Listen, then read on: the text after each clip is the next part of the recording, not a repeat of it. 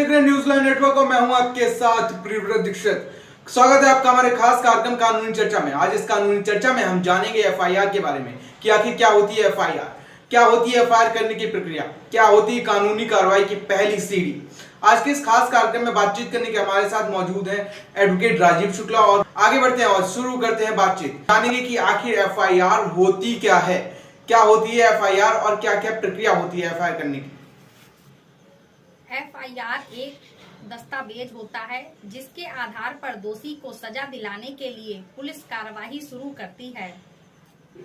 FIR तब दर्ज होती है जब मामला संज्ञेय अपराध का होता है, जो गंभीर किस्म के अपराध होते हैं। ऐसे मामले में गोली चलाना, मर्डर या रेप आदि होते हैं, जिसमें सीधे एफआईआर दर्ज की जाती है। सीआरपीसी की धारा 154 के तहत पुलिस को संज्ञेय मामले में सीधे तौर पर एफआईआर दर्ज करना। हम आपको रोकना चाहेंगे और चलेंगे एडवोकेट राजीव शुक्ला की ओर। राजीव जी, क्या आपको हमारी आवाज आ रही है? राजीव जी, अगर पुलिस आनाकानी करती है एफआईआर दर्ज करने में, तो ऐसे में पीड़ित को क्या करना चाहिए, क्या कदम उठाने चाहिए पीड़ित को, जिससे उसको कोई परेशानी ना हो? राजीव, देखिए, यदि किसी पुलिस थाने में आपकी शिकायत नहीं सुनी गई है तो आप लिखित में इसकी शिकायत संबंधित जिले के एसपी से कर सकते हैं। आपको लिखित में इस बात का पूरा विवरण देना होगा कि आप किस समय थाने में अपनी रिपोर्ट लिखवाने गए और वहां आपको कौन व्यक्ति मिला और उसने क्या कहा। इसके बाद यह एसपी की जिम्मेदारी है कि वह संबंधित थाने से मामले की जांच करवाए और आपकी शिकायत दर्ज करवाए।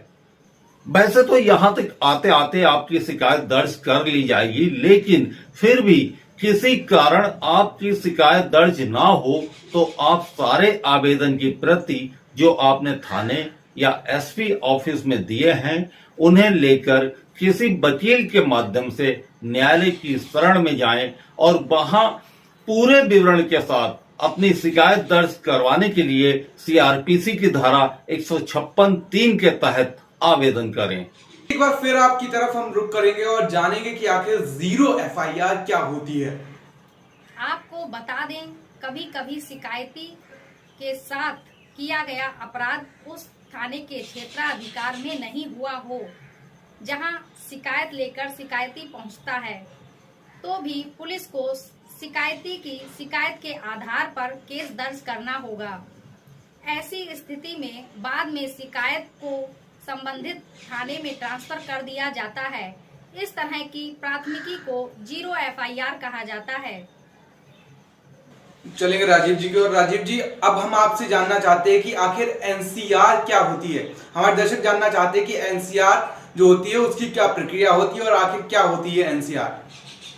जी देखिए, जब पीड़ित द्वारा किसी घटना की जानकारी पुलिस स्टेशन में दी जाती है तो सबसे पहले पुलिस यह देखती है कि मामला संज्ञेय है या असंज्ञेय। यदि मामला असंज्ञेय है तो अर्थात मामूली अपराध है तो उसमें एफआईआर दर्ज नहीं करती, बल्कि पुलिस एनसीआर दर्ज करती है और उसकी कॉपी शिकायतकर्ता को दे देती है।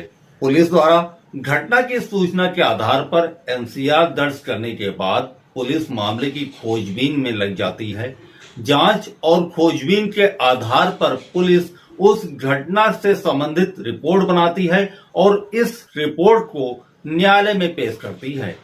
यदि जांच के दौरान चोरी या खोई हुई संपत्ति की रिकवरी हो जाती है तो ऐसे में पुलिस उस संपत्ति को कानूनी औपचारिकताएं पूरी हो जाने के बाद शिकायतकर्ता को दे देती है। और यदि चोरी या खोई हुई संपत्ति खोजबीन के दौरान रिकवरी नहीं हो पाती है तो ऐसे में पुलिस अपनी रिपोर्ट में संपत्ति की रिकवरी न हो पाने की रिपोर्ट न्यायालय के समक्ष पेश करती है। अब हम चलेंगे राजीव जी की ओर और जानेंगे क्या रेप पीड़िता बिना थाने जाए अपनी एफआईआर दर्ज करा सकती है या बिना थाने जाए उसकी एफआईआर दर्ज नहीं होगी। जानेंगे इसके बारे में राजीव जी से। जी बिल्कुल, ये बहुत जरूरी है नहीं कि रेप पीड़िता की एफआईआर करवाने के लिए थाने में जाना पड़े। अगर रेप पीड़िता चाहे तो घर पर पुलिस को बुलाकर अपनी एफआईआर दर्ज करवा सकती है। यदि रेप पीड़िता चाहे तो अपने सगे संबंधियों को थाने भेजकर एफआईआर दर्ज करवा सकती है, क्योंकि रेप पीड़िता को कानून में असीमित तो ये था हमारा अधिकार खास कार्यक्रम कानूनी चर्चा में एफआईआर के बारे में, जिसमें हमने जाना कि एफआईआर दर्ज कराने की क्या प्रक्रिया होती है, जीरो एफआईआर क्या होती है और रेप पीड़िता क्या बिना थाने जाए एफआईआर दर्ज करा सकती है।